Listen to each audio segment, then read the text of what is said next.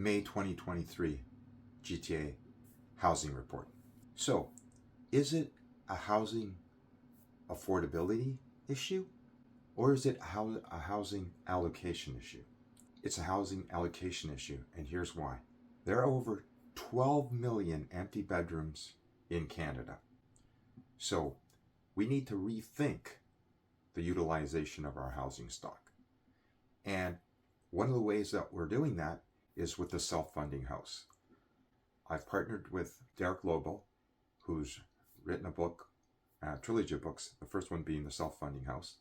And it shows how we can help people globally, not just here in the GTA, elsewhere, to own their first homes. They have to change their mindset. They have to start thinking like business owners. So think about it. If you're a first-time buyer and you want to get into the market, and you can't get into the market because your ratios don't work, and your parents don't have enough of down payment, or don't have enough equity or service ratios to help you qualify, what else are you going to do? Rent? With rents at all-time highs and going higher, the gap is getting further and further, and your dream of ownership is fading away fast.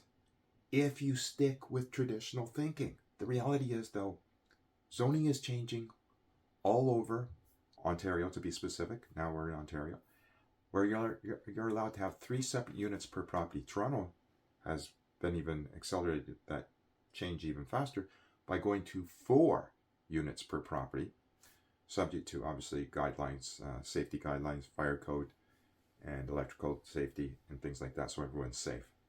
So the point is, we need to change our mindset in terms of home ownership. It's not the one house per property anymore. So with that shift in mindset, we now have lenders on board that will factor in rental income to up to 100% market rent, so that way the ratios will work.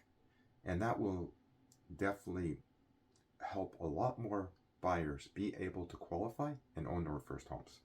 And it'll all be legal and registered with those units. So we already have pilot projects going on in various cities across Canada. So now let's dive into the May 23 market. So prices were up again for the 4th month in a row by 3.7%. So now, since January 2023, prices have gone up 13.2%, despite higher interest rates over the past year and a half. And even though interest rates just went up again today, the prime rate went up another 25 basis points, yes, it's going to have an initially slowing down, overanalyzing effect on people that think, well, oh, that's another factor why I shouldn't own. Well, think again. Interest rates are still, over the last 30 years, interest rates are still lower than where they were for the average for the last 30 years. So, yes, our price is a lot higher. Yes, however, we need to change our thinking, right? Because incomes aren't going to catch up to real estate prices. That's never going to happen in anyone's lifetime. So, what do we need to do? Adjust our thinking. So, what about sales? Well, sales are up dramatically, even though the number of listings is down significantly. How is that? It's the fact that there's also a major influx of immigration coming in. Not just in the GTA, in the Greater Gordon Horseshoe, however, across Canada. And these people are smart, okay? They don't want to rent. And they're already in the immigration pipelines.